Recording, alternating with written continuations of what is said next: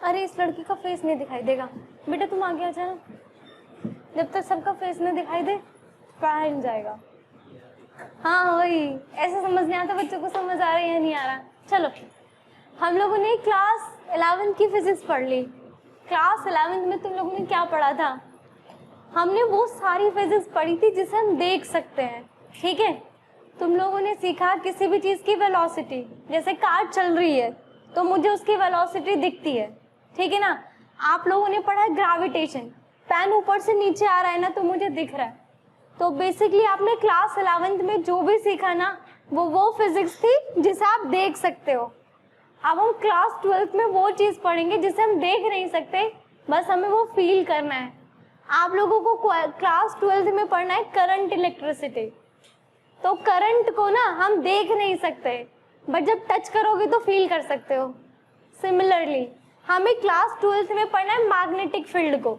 तो दो मैग्नेट्स एक दूसरे पर फोर्स डालते हैं ना, वो हम देख नहीं सकते बट वो हम फील करते हैं।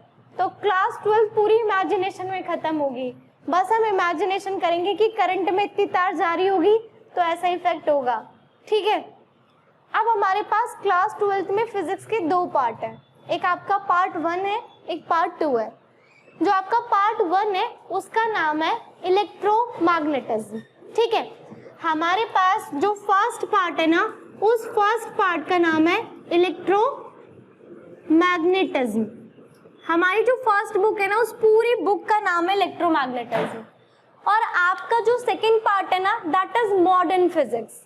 मॉडर्न फिजिक्स में हम बिल्कुल न्यू फिजिक्स के बारे में पढ़ेंगे। अभी हमें क्या पढ़ना है? इलेक्ट्रोमैग्नेटिज्म पढ़ना है। तो पहले हम इलेक्ट्रोमैग्नेटिज्म के बारे में बात करेंगे। अब इसके नाम से पता चल रहा है ना, इलेक्ट्रो मतलब क्या है? करंट, ठीक है। और मैग्नेटिज्म मतलब क्या है? मैग्नेटिक फील्ड, ठीक है। तो यहाँ पर मुझे इलेक्ट्रिक करंट और मैग्नेटिक फील्ड के बारे में पढ़ाना है। तो हमारी जो पूरा फर्स्ट पार्ट है ना, उसमें हमें सिर्फ इलेक्ट्रिसिटी के बारे में और सिर्फ मैग्नेटिक फील्ड के बारे में बात करनी है। अब वो कैसे बात करेंगे वो बताती हूँ। पहले हम लोग चार्ज के बारे में डिस्कशन करते हैं। चार्ज पता है तुम लोगों को क्या होता है? बताओ चार्ज क्या होता है? कुछ तो होता ही है, पर क्या होता है? देखो, एज्यूम करो ना, ये मेरे पास मार्कर है, अभी ये न्यूट्रल है।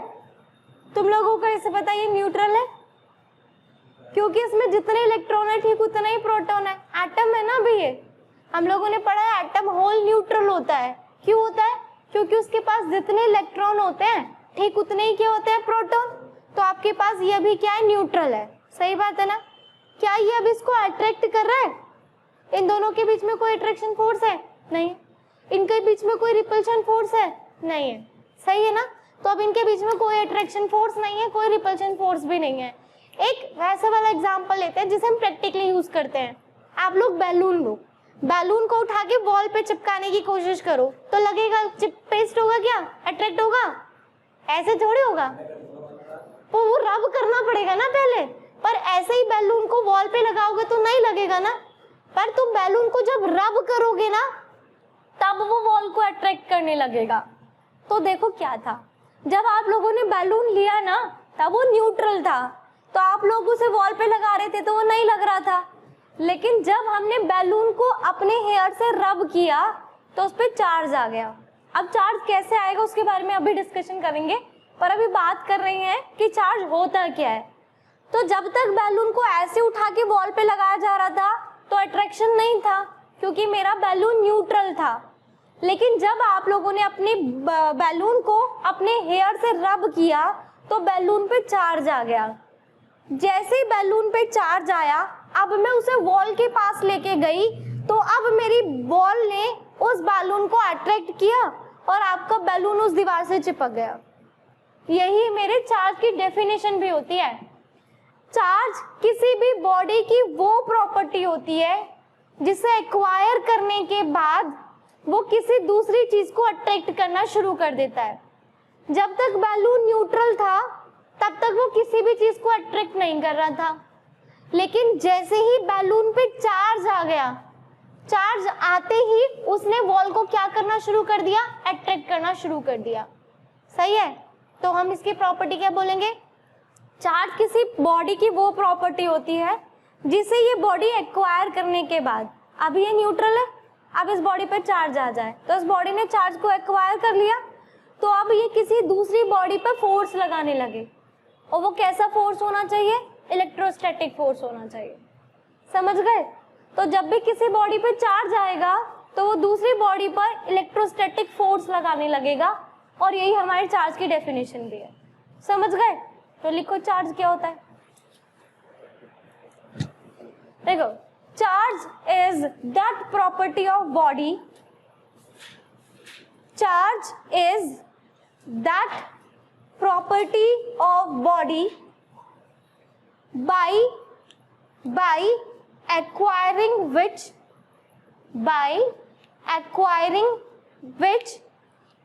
a body start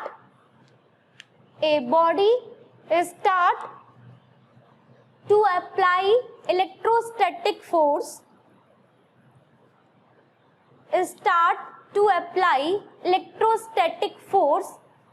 on other body,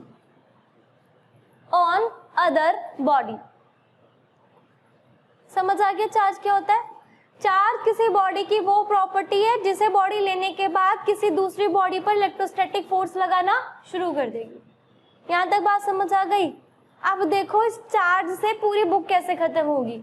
जो हमारा फर्स्ट पार्ट है ना, पूरी आपकी 12th क्लास का फर्स्ट पार्ट इस चार्ज पर ही डिपेंड है। इस बॉडी पे ना मैंने चार्ज को क्रिएट कर दिया, पर अभी ये रेस्ट पे है। कैसे? रेस्ट पे, ये मूव नहीं कर रहा। तो जब मेरा चार्ज जो है ना वो रेस्ट पर होगा, रेस्ट पर है तो उसके अंदर कौन सी वेलोसिटी होगी? 0। तो जब आपका चार्ज रेस्ट पर होगा ना, तब वो सिर्फ इलेक्ट्रिक फील्ड जनरेट करेगा। ठीक है, सिर्फ कैसा फील्ड जनरेट करेगा? Electric field. ये बात तुम लोग पूरी 12th क्लास में याद रख लो। जब भी किसी भी बॉडी पे चार्ज आएगा उसके चारों तरफ क्या सेटअप हो जाएगा? Electric field. तो जहां भी चार्ज होगा ना वहां पर इलेक्ट्रिक फील्ड होगा ही होगा। लेकिन अभी मैं वो कंडीशन पढ़ रही हूँ जिसमें मेरा चार्ज रेस्ट पे है, ये कहीं मूव नहीं कर रहा है, तो उसकी वेलोसिटी कितनी है? 0। तो जब वेलोसिटी 0 है तो ये कौन सा फील्ड जनरेट करेगी? सिर्फ इलेक्ट्रिक फील्ड जनरेट करेगी। ठीक है, और आपका चैप्टर 1, चैप्टर 2 और चैप्टर 3 वो इस इलेक्ट्रिक फील्ड पर है। ठीक है, तो हमें स्टार्टिंग के 3 चैप्टर में ना सिर्फ रेस्ट चार्ज के बारे में पढ़ना है। मतलब आप किसी बॉडी पे चार्ज क्रिएट कर दोगे, फिर आप उसके बारे में पढ़ोगे। ठीक है, अब हम क्या करेंगे? अब मैंने इस बॉडी पे चार्ज को क्रिएट कर दिया, अब मैं इसे कांस्टेंट वेलोसिटी से मूव करा रही हूँ। कैसी वेलोसिटी से मूव करा रही हूँ?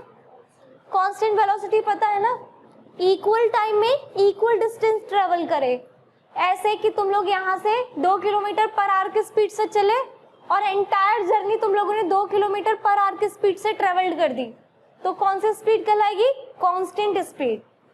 तो अभी इस पे चार्ज है ना, तो जब मेरे पास चार्ज है और अब वो v वेलोसिटी से चल रहा है, और ये वेलोसिटी कैसी है मेरे पास? कांस्टेंट है। तो क्योंकि चार्ज है तो ये तो 100% है कि वहां पे इलेक्ट्रिक फील्ड हो गई। सही कह रही हूँ क्या? पर अब वो चलना भी शुरू कर दिया। तो जब आपका चार्ज चलना भी शुरू कर देता है ना, तो वो साथ में मैग्नेटिक फील्ड भी क्रिएट करने लगता है।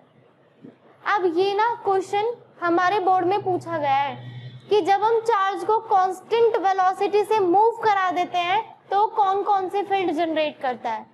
तो जब आपका चार्ज कांस्टेंट स्पीड से चलता है तो चार्ज होने की वजह से इलेक्ट्रिक फील्ड है और उसके मोशन की वजह से मैग्नेटिक फील्ड है। समझ गए? फिर आपका जो 4th, 5th, 6th चैप्टर है ना वो मैग्नेटिक फील्ड पर है। ठीक है, अभी चार्ज रेस्ट पे था तो इलेक्ट्रिक फील्ड, अब हमने उसे मोशन दे दिया तो मैग्नेटिक फील्ड, और फाइनल पॉइंट क्या है? अब हम चार्ज को एक्सेलरेट कर देंगे। एक्सेलरेशन मतलब अब आप उसकी स्पीड को या तो बढ़ा दोगे या आप उसकी स्पीड को क्या कर दोगे? घटा दोगे। ठीक है, तो अब जो मेरा चार्ज है ना फाइनली उसमें हमने क्या क्रिएट कर दिया? उसे हमने एक्सेलरेशन दे दिया। तो अब मेरा चार्ज जब बढ़ती हुई स्पीड से चलेगा तब वो एक स्पेशल तरह की वेव्स निकालने लगेगा अपने अंदर से, और उन वेव को हम इलेक्ट्रोमैग्नेटिक वेव्स कहते हैं। ये आपकी फर्स्ट बुक का लास्ट 7th चैप्टर है। समझ गए? तो हमें पूरी बुक में 3 कंडीशन पढ़नी है। पहले में मेरा चार्ज रेस्ट पे रहेगा तो वो सिर्फ इलेक्ट्रिक फील्ड क्रिएट करेगा। फिर हम अपने चार्ज को कांस्टेंट वेलोसिटी से मूव करा देंगे तो वो इलेक्ट्रिक और मैग्नेटिक दोनों फील्ड जनरेट करेगा। फिर हम चार्ज को क्या दे देंगे, एक्सेलरेशन, तो वो अपने अंदर से वेव्स निकालना शुरू कर देगा और उन वेव्स को हम क्या कहते हैं, इलेक्ट्रोमैग्नेटिक वेव्स। समझ आ गया? तो हम पहला चैप्टर स्टार्ट करेंगे जिसमें मेरा चार्ज कैसी कंडीशन पे होगा, रेस्ट पे। और रेस्ट को हम स्टैटिक कहते हैं क्या? तो पहले चैप्टर का नाम हो गया इलेक्ट्रोस्टैटिक। तो इलेक्ट्रोस्टैटिक में मुझे क्या पढ़ाना है, रेस्ट चार्ज के बारे में पढ़ाना है कि जब मेरा चार्ज रेस्ट पर है तो वो दूसरी बॉडी पे कैसे फोर्स लगाएगा, कितना फोर्स लगाएगा। जब वो रेस्ट पे है तो वो इलेक्ट्रिक फील्ड जनरेट कर रहा है तो कैसे कर रहा है, कितना इलेक्ट्रिक फील्ड जनरेट कर रहा है, ये हमें फर्स्ट चैप्टर में पढ़ना है। तो डाल दो हेडिंग इलेक्ट्रोस्टैटिक्स। इलेक्ट्रोस्टैटिक्स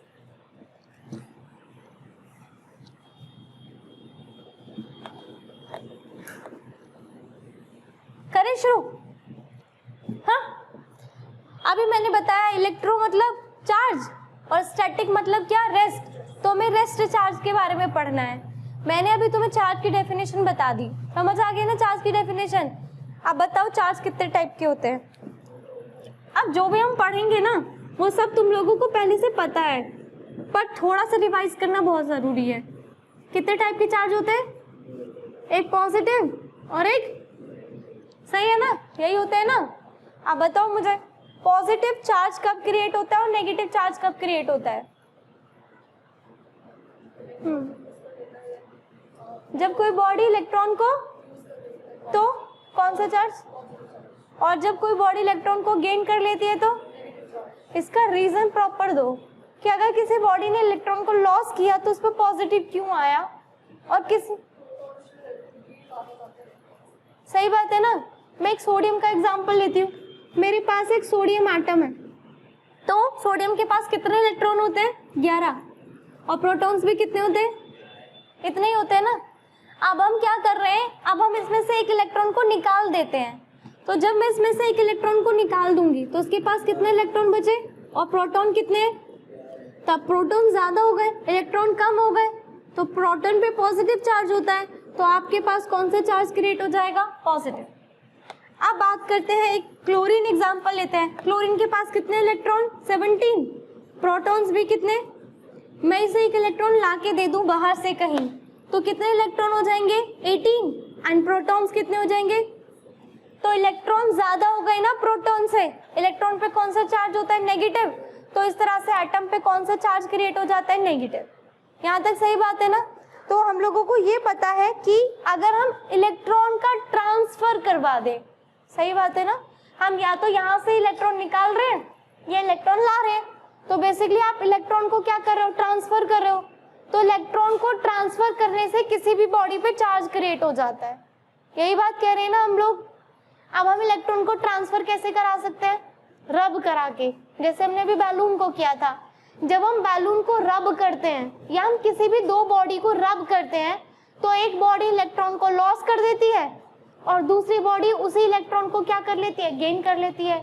तो जो बॉडी इलेक्ट्रॉन को लॉस करेगी उस पर पॉजिटिव चार्ज आ जाएगा और जो बॉडी इलेक्ट्रॉन को गेन करेगी उस पर कौन सा चार्ज आ जाएगा, नेगेटिव। यहाँ तक ठीक है।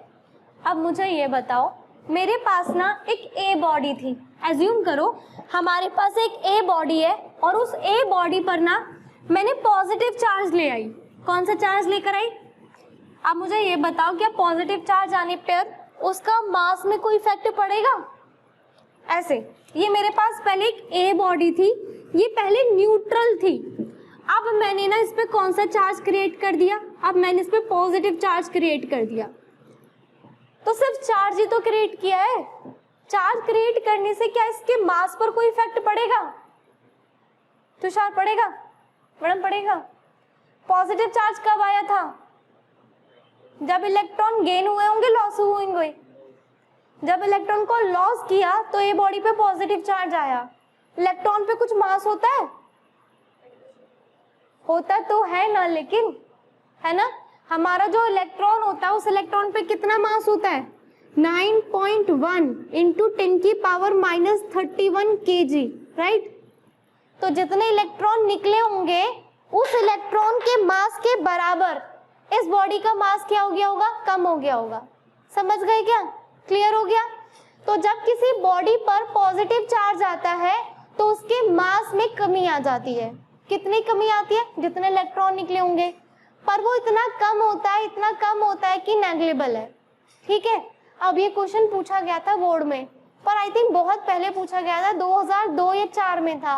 इतने साल पहले क्वेश्चन अब पूछे नहीं जाते, ठीक है ना, पर फिर भी मैंने बता दिया। अब ऐसे तुम लोग मुझे बताओ, मेरे पास एक बॉडी बी थी, मैंने इस बॉडी पर कौन सा चार्ज क्रिएट कर दिया, नेगेटिव। तो अब इसके मास में कोई चेंज होगा, कितना होगा, क्या होगा, बढ़ेगा घटेगा या वही रहेगा, इंक्रीज होगा, क्योंकि इसने इलेक्ट्रॉन को लिया। और कितना इंक्रीज हुआ होगा, जितने इलेक्ट्रॉन्स लिए होंगे। यहाँ तक बात समझ आ गई। अब एक बात जो तुम लोगों को पता है, बस मैं उसमें एक नई बात ऐड करूंगी। पॉजिटिव चार्ज को क्या करता है, नेगेटिव चार्ज को क्या करता है, पॉजिटिव नेगेटिव को क्या करता है, ये तो तुम्हें पता है। अब मुझे क्वेश्चन का आंसर देना, फिर मैं उसमें एक नई चीज ऐड करती हूँ।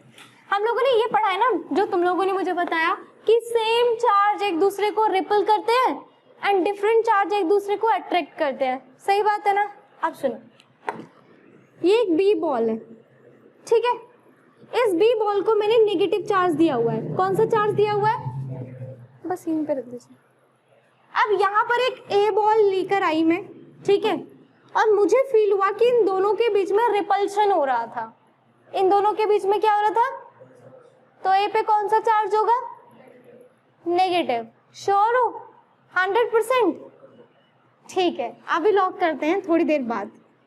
ये ठीक है, तुम लोगों ने बोला ए पे नेगेटिव है और तुम लोगों ने बोला 100% श्योरिटी है, क्योंकि इनके बीच में क्या हो रहा था, रिपल्शन। यही बोला ना तुम लोगों ने।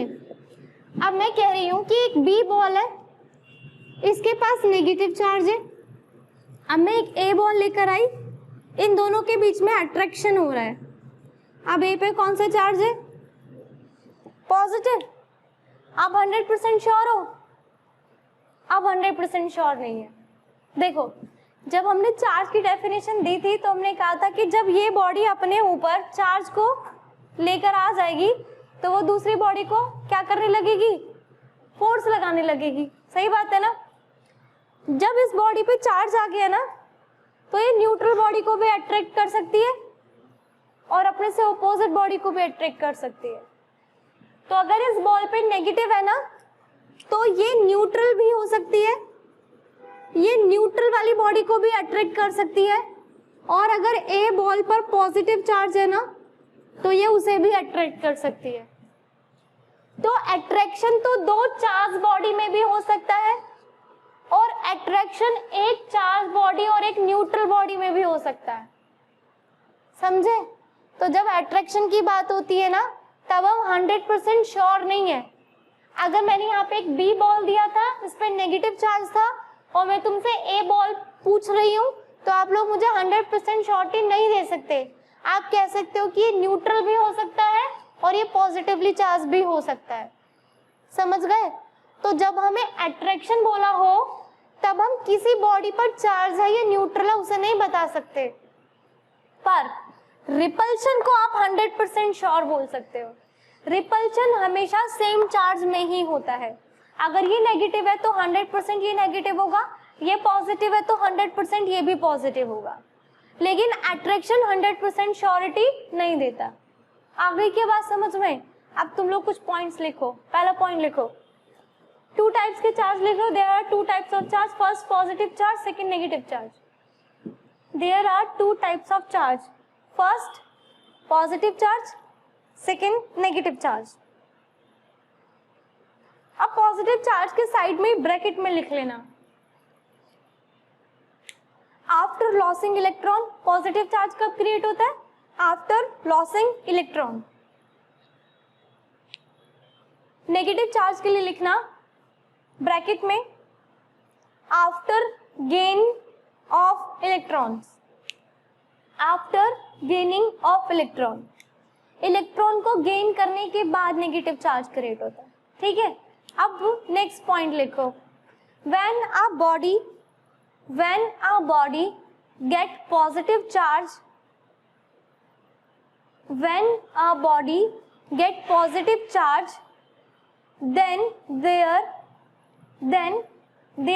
must be loss of mass, there must be loss of charge which is loss of mass, ठीक है ना, there must be loss of mass which is equal to mass of electron, which is equal to mass of electron, ठीक है।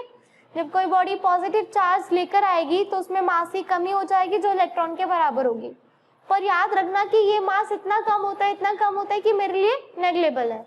अब same negative charge के लिए लिख लो, when a body acquire negative charge, when a body acquire negative charge, then there must be gain of mass, there must be gain of mass which is equal to mass of electron.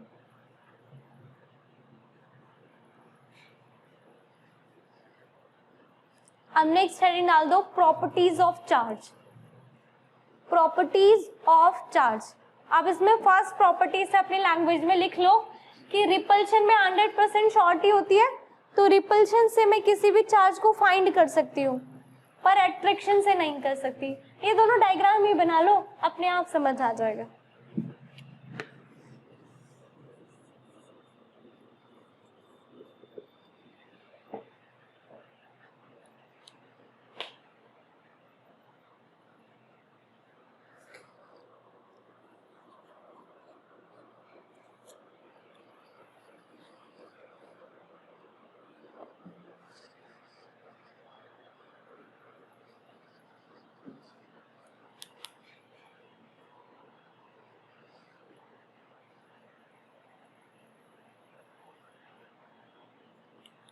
Next property discuss करें, चलो बताओ next property. Charge की unit coulomb, क्या? हाँ ठीक है। Scalar quantity vector scalar quantity, तो charge scalar quantity है जिसकी यूनिट कूलम है, राइट। क्या मैं चार्ज को ट्रांसफर कर सकती हूँ? कर सकती हूँ नहीं कर सकती? कैसे पता? हाँ कर ही सकते हैं, पर कैसे? तुक्का, क्या बात है, तुक्के सेट कर रहे हैं हम। देखो ये ना -10 कूलम चार्ज था, ये ऐसे मानो इस पर ना 10 इलेक्ट्रॉन्स थे, ठीक है। कितने इलेक्ट्रॉन्स थे? -10 इलेक्ट्रॉन्स है। और एक बॉडी है, एज्यूम करो उस पर 2 पॉजिटिव चार्ज है, ठीक है। इसका क्या मतलब है? इसके पास 10 इलेक्ट्रॉन ज्यादा है, यही तो है। और इसका क्या मतलब है? इस पर 2 इलेक्ट्रॉन कम है, ऐसे ही तो कहना चाह रही हूँ। बस पर 10 नेगेटिव चार्ज आए तो इस पर 10 इलेक्ट्रॉन ज्यादा होंगे अपने न्यूट्रल स्टेट से। इसमें अपने न्यूट्रल स्टेट से 2 इलेक्ट्रॉन क्या हो गए? कम हो गए। अब मैंने इसे तार से कनेक्ट कर दिया, तो अब क्या होगा? यहाँ से इलेक्ट्रॉन चलेंगे, वहां पर जाएंगे, सही कह रही हो? ठीक है ना। यहाँ से इलेक्ट्रॉन निकलेंगे, पॉजिटिव चार्ज मूव थोड़ी करता है, इलेक्ट्रॉन्स मूव करते हैं। जब भी किसी भी बॉडी पे चार्ज क्रिएट करना होता है तो हमें इलेक्ट्रॉन को लॉस करना पड़ता है या इलेक्ट्रॉन को गेन करना पड़ता है। तो मूव कौन करता है? मूव तो इलेक्ट्रॉन करते हैं। पॉजिटिव क्या होता है? पॉजिटिव कुछ नहीं होता है, मैं समझाती हूँ कैसे। एक एटम के अंदर न्यूक्लियस होता है, ऐसे तो कहते हैं हम लोग ऐसे करते हैं कि हम कहते हैं कि न्यूक्लियस होता है, इस न्यूक्लियस में प्रोटॉन होता है, न्यूट्रॉन होता है, और इसके बाहर ऐसे सर्कुलर ऑर्बिट्स होते हैं, उनमें इलेक्ट्रॉन्स घूम रहे होते हैं। अब ऑर्बिट में से क्या निकलते हैं? इलेक्ट्रॉन, जिन पे नेगेटिव चार्ज होता है। अगर मुझे प्रोटॉन को मूव कराना है तो मुझे कहाँ पे काम करना पड़ेगा? न्यूक्लियस में। प्रोटॉन कहाँ पे रहते हैं? न्यूक्लियस में। न्यूक्लियस से प्रोटॉन को निकालने के लिए इतनी ज्यादा एनर्जी चाहिए कि आपको न्यूक्लियर वेपन्स स्टार्ट करने पड़ेंगे, फ्यूजन करना पड़ेगा या फ्यूजन करना पड़ेगा। जो न्यूक्लियर वेपन्स होते हैं ना, उनमें होता है न्यूक्लियर पावर, ठीक है। तो प्रोटॉन को मूव कराने के लिए बॉम्ब फोड़ो, तब प्रोटॉन मूव करेंगे, हम वो थोड़ी करेंगे हम। तो इसलिए हम कहते हैं पॉजिटिव चार्ज मूव नहीं कर रहा है, कल फोड़ोगे सही है। ये यूक्रेन और रशिया में जो हो रहा है अभी उसी से सब डर रहे हैं कि न्यूक्लियर वेपन स्टार्ट हो जाएंगे। तो यहाँ से क्या मूव करना है, इलेक्ट्रॉन। पॉजिटिव थोड़ी, पॉजिटिव मतलब प्रोटॉन, वो तो मूव ही नहीं कर रहा। तो पॉजिटिव चार्ज का मतलब इसमें 2 इलेक्ट्रॉन की कमी है, ठीक है ना। और नेगेटिव का मतलब है इसमें 10 इलेक्ट्रॉन ज्यादा है। तो जब मैं इन्हें तार एक वायर से जोड़ दूंगी तो यहाँ से इलेक्ट्रॉन जाएंगे, यहाँ पर जाएंगे, ठीक है ना। अब कितने जाएंगे वो भी थोड़ी देर में बात करेंगे। तो मैंने यहाँ से यहाँ पर इलेक्ट्रॉन को मूव करा दिया ना, तो इसलिए हम कहते हैं कि चार्ज क्या है, ट्रांसफर कर सकते हैं, ठीक है। तो डाल दो नेक्स्ट प्रॉपर्टी। सेकेंड प्रॉपर्टी है charge is transferable. Charge is transferable. हम 2 बॉडीज के बीच में चार्ज को ट्रांसफर करा सकते हैं। अब नेक्स्ट प्रॉपर्टी बहुत इंपॉर्टेंट, क्वांटाइजेशन, ठीक है। ये प्रॉपर्टी बहुत इंपॉर्टेंट है, ठीक है। क्वांटाइजेशन,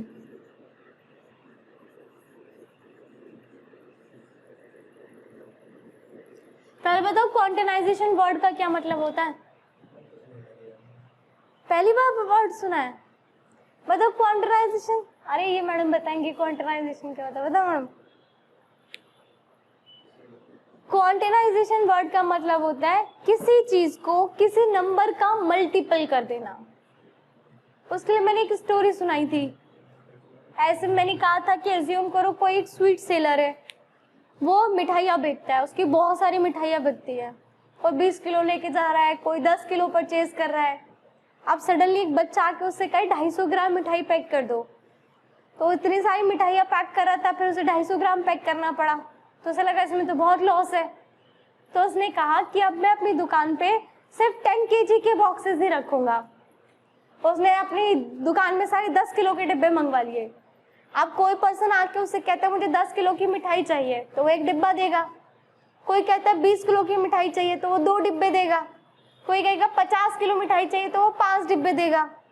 पर अगर किसी ने कहा 25 किलो चाहिए, तो वो कहेगा या तो 20 किलो लेके जाओ या 30 किलो लेके जाओ, ठीक है। वो कहेगा 25 किलो नहीं मिल सकती, सिर्फ 10 का मल्टीपल मिलेगा। दैट मीन्स कि उसने अपनी शॉप को 10 का मल्टीपल कर दिया। That is quantization. क्वांटाइजेशन मतलब होता है किसी भी चीज को किसी एक नंबर का मल्टीपल कर देना। जैसे उसने अपनी दुकान को 10 का मल्टीपल कर दिया, तो आपका जो चार्ज है ना वो भी किसी का मल्टीपल है। अब किसका मल्टीपल है उसकी बात करते हैं। ये एक बॉडी है, ये अभी न्यूट्रल है, मुझे इस पर नेगेटिव चार्ज लाना है। कौन सा चार्ज लाना है? तो इस पर नेगेटिव चार्ज लाने के लिए क्या करना पड़ेगा? इसमें इलेक्ट्रॉन देने पड़ेंगे, सही। अब या तो तुम 1 इलेक्ट्रॉन दोगे या 2 दोगे या 10 दोगे, पर दोगे तो इलेक्ट्रॉन ही। तो इस पे जो चार्ज होगा वो किसका मल्टीपल हो गया? इलेक्ट्रॉन का मल्टीपल। समझ गए? तो अगर मुझे इस बॉडी पे टोटल चार्ज निकालना है, मुझे इस बॉडी पर अगर टोटल चार्ज निकालना है, तो वो टोटल चार्ज किसका मल्टीपल होगा? इलेक्ट्रॉन का। मल्टीपल के लिए मैं दिखा देती हूँ। अगर आप में 10 इलेक्ट्रॉन दिए होंगे तो मेरे पास टोटल चार्ज कितना हो जाएगा? 10E। और E तो आपको पता है ना, 1 इलेक्ट्रॉन पे कितना चार्ज होता है? 1.6 इंटू 10 की पावर -19 कूलम, सही है ना। तो किसी भी बॉडी पर या तो 10 इलेक्ट्रॉन होगा या 20 होगा। क्या किसी बॉडी पर 1.5 इलेक्ट्रॉन में दे सकती हूँ? इस बॉडी पर मैं 1.5 इलेक्ट्रॉन दे सकती हूँ? क्या मैं इस बॉडी पर 3/2 इलेक्ट्रॉन दे सकती हूँ? आप लोगों ने पढ़ा है कि इलेक्ट्रॉन सबसे स्मॉलेस्ट है, इलेक्ट्रॉन को और छोटे पार्ट में आप नहीं ब्रेक कर सकते। ऐसा थोड़ी होगा कि मैं आधा इलेक्ट्रॉन तोड़ के इसे दे दूंगी। या तो इस बॉडी को पूरा इलेक्ट्रॉन दूंगी या तो इसे इलेक्ट्रॉन नहीं मिलेगा, या तो बॉडी से पूरा इलेक्ट्रॉन जाएगा या फिर नहीं जाएगा। तो इसीलिए यहाँ पर जो n है ना, n हमेशा क्या होगा? एक नेचुरल नंबर होगा। n 1 हो सकता है, 2 हो सकता है, 3 हो सकता है, कुछ भी होगा, पर पूरा का पूरा एक नंबर होगा। ये कभी डेसिमल नहीं हो सकता और ये कभी फ्रैक्शन नहीं हो सकता। समझ गए? तो क्वांटाइजेशन समझ आ गया। क्वांटाइजेशन मतलब है किसी चीज का मल्टीपल होना। तो हमारा जो चार्ज होता है वो इलेक्ट्रॉन के चार्ज का मल्टीपल होता है। किसी भी बॉडी पर जो चार्ज क्रिएट होगा वो हमेशा इलेक्ट्रॉन का क्या होगा? मल्टीपल होगा। तो ये मेरे पास क्वांटाइजेशन का फॉर्मूला है, Q equals to NE। Q यहाँ पर क्या है, टोटल चार्ज बॉडी पर, N क्या है, नंबर ऑफ इलेक्ट्रॉन जो उसने गेन किए होंगे या लॉस किए होंगे, और E हमें पता है 1.6 इंटू 10 की पावर माइनस 19। याद रखना N हमेशा एक नेचुरल नंबर है, वो कभी डेसिमल नहीं हो सकता, वो कभी फ्रैक्शन नहीं हो सकता। यहाँ तक बात समझ आई?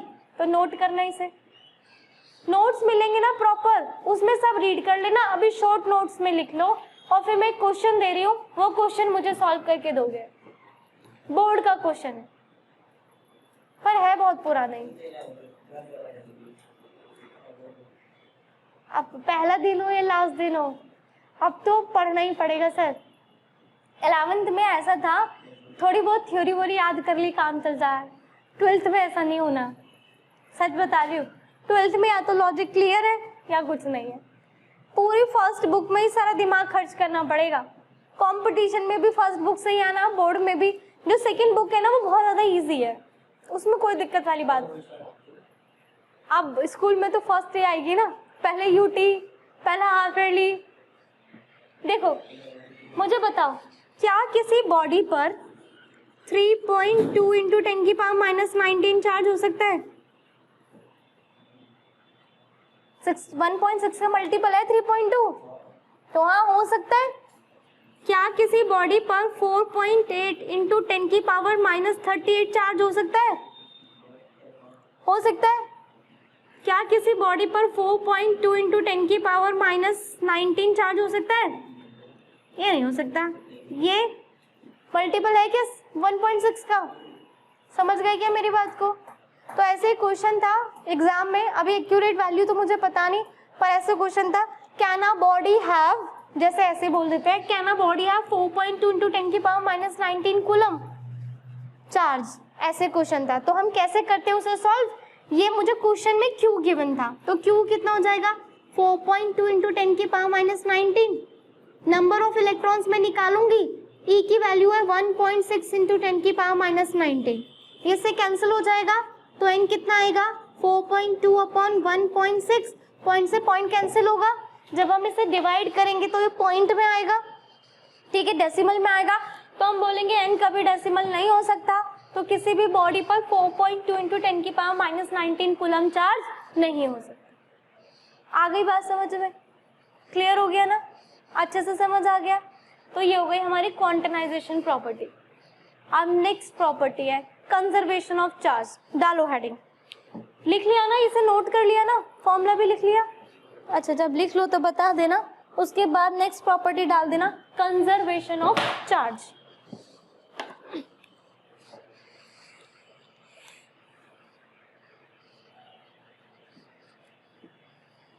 हो गया? चलो, कंजर्वेशन ऑफ एनर्जी क्या कहती है? कंजर्वेशन ऑफ मास क्या कहता है?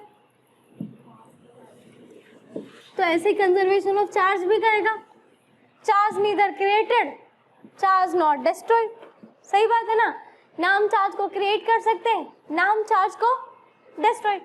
अब इसका एग्जांपल देते हैं। आप लोगों ने भी सोडियम मेटल लिए थे ना, इनने, उस पर मैंने पॉजिटिव चार्ज लिया था। तो पॉजिटिव चार्ज कब आया था? जब एक इलेक्ट्रॉन कम हो गया था। ऐसे तो क्या था ना, हमने कहा कि सोडियम मेटल, उस पर पॉजिटिव चार्ज है तो उसमें एक इलेक्ट्रॉन कम हो गया। इलेक्ट्रॉन कम हुआ मतलब खत्म थोड़ी हुआ था, आप लोगों ने उसमें से एक इलेक्ट्रॉन को निकाला था बाहर, अब निकाल के किसी और को दे दिया होगा। तो आपने चार्ज खत्म थोड़ी किया, इलेक्ट्रॉन को डिस्ट्रॉय थोड़ी किया, बस उससे निकाल दिया। अब क्लोरीन की बात करते हैं। क्लोरीन पे नेगेटिव चार्ज कब आया था? जब उस पर एक इलेक्ट्रॉन एक्स्ट्रा हो गया था, तो अपने आप थोड़ी बन गया था वो इलेक्ट्रॉन, वो कहीं से उसके अंदर आया होगा। समझ गए? That is conservation of charge, कि मैंने चार्ज क्रिएट नहीं किया, मैंने चार्ज डिस्ट्रॉयड नहीं किया, सिर्फ ट्रांसफर किया। एक बॉडी जिसके पास इलेक्ट्रॉन ज्यादा होंगे उससे निकाल लिए, एक बॉडी जिसके पास इलेक्ट्रॉन कम थे उसे दे दिए। समझ आ गया ना? तो कंजर्वेशन ऑफ चार्ज क्या कहता है? चार्ज को ना क्रिएट कर सकते, ना डिस्ट्रॉयड कर सकते, सिर्फ ट्रांसफर कर सकते। अब यहीं से एक और पॉइंट सीखते हैं, एडिटिव प्रॉपर्टी। एडिटिव प्रॉपर्टी के नाम से समझ आ रहा है, उससे रिलेटेड क्वेश्चन करेंगे। पहले एक बात समझते हैं। ये मेरे पास एक बॉडी थी, पहले मैंने इसे 10 इलेक्ट्रॉन दिए। कितने इलेक्ट्रॉन दिए? फिर मैंने इसमें से 2 इलेक्ट्रॉन निकाल दिए, फिर मैंने इसे 4 इलेक्ट्रॉन दे दिए, तो अब इस बॉडी पे टोटल चार्ज बताओ। पहले 10 दिए तो +10, फिर 2 निकाल दिए, फिर 4 डाल दिए, तो कितने हो गए इस पे टोटल चार्ज? 12 इलेक्ट्रॉन्स हो गए ना इस पे। तो आप लोगों ने सारे चार्ज को क्या कर दिया? जोड़ दिया ना। दैट इज एडिटिव प्रॉपर्टी, कि किसी भी बॉडी पर अगर टोटल चार्ज निकालना है तो सबको क्या कर दो? सारे इंडिविजुअल चार्ज को क्या कर दो? ऐड कर दो। अब मैंने आपको 2 प्रॉपर्टी समझाई। एक क्या समझाई? चार्ज को ना क्रिएट किया ना डिस्ट्रॉयड किया, सिर्फ ट्रांसफर किया। और दूसरा मैंने कहा कि मैं किसी भी बॉडी पे, किसी भी सिस्टम पे अगर टोटल चार्ज निकालना चाहती हूँ तो इंडिविजुअल चार्ज को क्या कर दूंगी? ऐड कर दूंगी। यही बात कहा ना? तो अब एक क्वेश्चन सॉल्व करके दो। मेरे पास ना कोई एक आइसोलेटेड सिस्टम है, ये मेरे पास एक आइसोलेटेड सिस्टम है, और इस आइसोलेटेड सिस्टम में अज्यूम करो मेरे पास 3 बॉल है। एक बॉल है, ये बॉल बी, ये सी। इस पर मैंने 10 कूलम का चार्ज दे रखा है, इस पे -2 कूलम और इस पे -20 कूलम। ठीक है, फिर मैंने ना इन बॉल को एक दूसरे से टच कराया। टच कराने से चार्ज इधर उधर ट्रांसफर हो गया, मुझे नहीं पता किसके पास कितना गया। तो अब इस आइसोलेटेड सिस्टम की ए बॉल पर -8 कूलम, बी बॉल पे -1 कूलम चार्ज क्रिएट हो गया। तो बताओ सी बॉल पर अब कितना चार्ज बचा होगा? इस पे पहले 10 था, अब -8 हो गया। इस पे -2 था, अब -1 हो गया। इस पे -20 था, तो अब सी पे कितना हुआ होगा? निकालो, चेक करते हैं।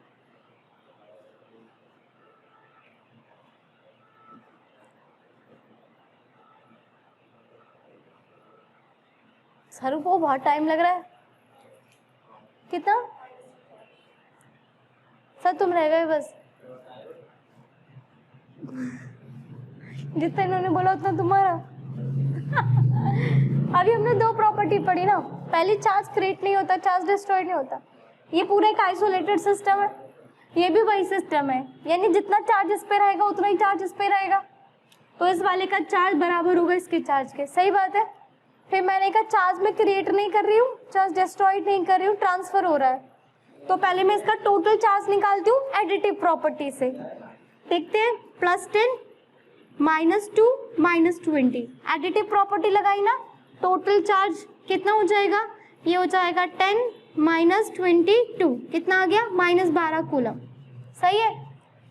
अब चार्ज की कंजर्वेटिव प्रॉपर्टी, जितना चार्ज पहले था उतना ही चार्ज अब भी होना चाहिए। तो इस पर कितना है? -8 -1, इस पे कितना एज्यूम कर लेती हूँ? x, तो -9 + x, ये दोनों इक्वल होंगे ना कंजर्वेटिव प्रॉपर्टी से। तो ये इधर आके किसमें हो जाएगा? Plus, -12 + 9 = x। तो x की वैल्यू कितनी आ गई? -3 कूलम। तो आपकी जो सी बॉडी है उस पर कितना चार्ज बचेगा? -3। समझ आया क्या? ठीक है, पहले मैंने इस पे टोटल चार्ज निकाला बाय यूजिंग एडिटिव प्रॉपर्टी, इस पे टोटल चार्ज निकाला एडिटिव प्रॉपर्टी। फिर मेरी कंजर्वेशन थ्योरम क्या कहती है? चार्ज क्रिएट नहीं होता, डिस्ट्रॉयड नहीं होता, तो जितना चार्ज पहले था उतना चार्ज अब रहेगा, दोनों को इक्वल पुट कर दिया, x निकाल दिया। यहाँ तक बात समझ आ गई? कोई दिक्कत क्या? प्रॉपर्टीज हो गई। अच्छा, एक प्रॉपर्टी बची है, देखो। अब मुझे बात करनी है चार्ज और मास के बारे में। किसके बारे में बात करनी है? इस बॉडी का ना 10 ग्राम मास है, तो मैं इस पे चार्ज क्रिएट कर सकती हूँ। अब मान लो उसमें मास ही नहीं रहा, कोई मास नहीं है, वो तो कोई एनर्जी हो सकती है ना। लाइट पैकेट से बनी है, उन पैकेट्स की एनर्जी होती है। मैं लाइट में चार्ज क्रिएट कर सकती हूँ क्या? चार्ज को कैसे क्रिएट किया जा सकता है? इलेक्ट्रॉन के ट्रांसफर से। इलेक्ट्रॉन किसके पास होते हैं? एटम। और जिनके पास एटम होता है उन्हें मैटर कहते हैं, और मैटर वो होते हैं जिनमें मास होता है। तो सीधी सी बात है ना कि जिसके पास मास है सिर्फ उसी के पास चार्ज भी क्रिएट हो सकता है। सही बात है ना? ये मैटर है, मैटर किससे मिलकर बनता है? एटम। एटम के पास इलेक्ट्रॉन होता है। अगर मैं कह रही हूँ मास ही नहीं है, जब मास नहीं है तो एटम भी नहीं होगा। अब एटम ही नहीं है तो इलेक्ट्रॉन निकालूं कहाँ से और इलेक्ट्रॉन दूं कहाँ पे? समझ गए मेरी बात? तो चार्ज सिर्फ वहां क्रिएट हो सकता है जहां पे क्या होता है, मास। तो जिस बॉडी के पास मास है सिर्फ वहीं पे चार्ज क्रिएट कर सकते हो। तो charge is always associated with mass, ठीक है ना। चार्ज हमेशा हमेशा वहीं पे क्रिएट होगा जहाँ पे क्या होता है, मास। समझ आ गया। लेकिन मास की ऐसी कोई कंडीशन नहीं है, ठीक है ना। मास तो इंडिपेंडेंट है, अगर मैटर है मतलब मैटर तो बना ही मास से होगा, समझ गए ना। पर चार्ज की एक कंडीशन है, चार्ज वहीं क्रिएट होगा जहाँ मास होगा। अब एक पॉइंट जो इम्पोर्टेंट है, ये मास और चार्ज के बीच में डिफरेंस है। ये बताओ, ये बॉडी 10 ग्राम की है, इसे मैं बहुत तेज स्पीड से फेंक दूँ 20 किलोमीटर पर आवर की स्पीड से, ये तो बहुत कम है। मान लो 3000 किलोमीटर पर आवर की स्पीड से, तो क्या इसका मास चेंज होगा? मास चेंज होता है? पढ़ा है तुम लोगों ने ऐसा? तुम लोगों ने सुना है मास कभी चेंज नहीं होता, यही तो पढ़ा है तुम लोगों ने।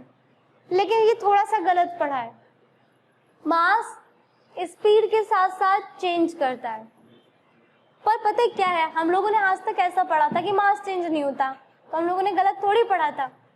आप अर्थ पे ना बहुत लिमिटेड स्पीड क्रिएट कर सकते हो, ठीक है। हम अर्थ पे बहुत ज्यादा स्पीड क्रिएट नहीं कर पाए अब तक। लाइट की स्पीड कितनी है? 3.0 इंटू 10 की पावर 8। इसके आसपास तक भी हम आज तक नहीं पहुंच पाए। लेकिन अगर मैं किसी बॉडी की स्पीड को 3.0 इंटू 10 की पावर 8 मीटर पर सेकंड से ज्यादा कर दूंगी ना, तब उतनी हाई स्पीड से चलते चलते बॉडी का मास भी चेंज होता है। अब वो कैसे, वो फॉर्मूले से बताती हूँ। मैंने तुम लोगों को कहा कि तुम लोगों ने अभी तक पढ़ा है कि किसी भी बॉडी का मास चेंज नहीं होता, क्योंकि हम अर्थ पर अब तक उतनी स्पीड क्रिएट नहीं कर पाए। लेकिन अगर हम किसी बॉडी को बहुत ज्यादा स्पीड दे दें, लाइट की स्पीड से ज्यादा दे दें, तो बॉडी का मास चेंज होता है। अब मास का फॉर्मूला ये होता है, m equals to m0। m0 है रेस्ट मास, मतलब जब मेरी बॉडी रेस्ट पे है ना, तब उसमें जो मास है, upon √1 minus v² upon c²। अब आप लोग देखो, v क्या है? उस बॉडी की स्पीड। c तो तुम्हें पता है। अभी अर्थ पर क्या होता है? अर्थ पर v बहुत बहुत या कहूँ बहुत ज्यादा छोटा होता है c से, सही है ना। तो इस पर कोई फर्क पड़ेगा? बस ये 1 ही रहेगा। 1 को m0 से डिवाइड करूंगी तो वही मिलेगा। इसलिए हम लोग अर्थ पे कहते हैं कि मास चेंज नहीं होता। लेकिन अगर मैं क्या करूंगी, अगर मैं इस v को c से बहुत ज्यादा कर दूंगी, प्लस से फॉर्मूले में मैं v को c से बहुत ज्यादा कर दूंगी, तब डिवाइड करके कुछ वैल्यू मिलेगी, उसे मैं 1 में प्लस करूंगी, फिर m0 से डिवाइड करूंगी तो m की वैल्यू चेंज हो जाएगी, ठीक है। तो अगर हम किसी बॉडी को बहुत बहुत तेज स्पीड से फेंकते हैं तो मास स्पीड के साथ चेंज करता है, पर चार्ज नहीं करता। तो यही हमारे मास और चार्ज में डिफरेंस है। जो आपका मास होता है ना, वो स्पीड के साथ साथ चेंज होता है, पर जो चार्ज होता है वो स्पीड के साथ चेंज नहीं होता। चार्ज हमेशा आपका क्या रहता है? कांस्टेंट रहता है। यहाँ तक बात समझ आ गई? तो हो गई हमारी प्रॉपर्टीज ऑफ चार्ज खत्म। तो अभी तुम लोगों ने पढ़ा कि हम इलेक्ट्रोस्टैटिक पढ़ रहे हैं, जिसमें हमें चार्ज के बारे में पढ़ना है। तो आज हमने बेसिक चीजें पढ़ी कि चार्ज क्या होता है और चार्ज की क्या क्या प्रॉपर्टीज होती है, ठीक है। अब हम नेक्स्ट क्लास में पढ़ेंगे कि चार्ज को कैसे क्रिएट कर सकते हैं। अभी तुम लोगों ने रबिंग मेथड पढ़ा है, रब करो तो एक बॉडी इलेक्ट्रॉन निकालेगी, दूसरी ले लेगी। अब नेक्स्ट मेथड है इंडक्शन मेथड, वो हम नेक्स्ट क्लास में पढ़ेंगे। और साथ में पढ़ेंगे दो चार्ज कैसे एक दूसरे पे फोर्स लगाते हैं, ठीक है। आज के लिए इतना, थैंक यू।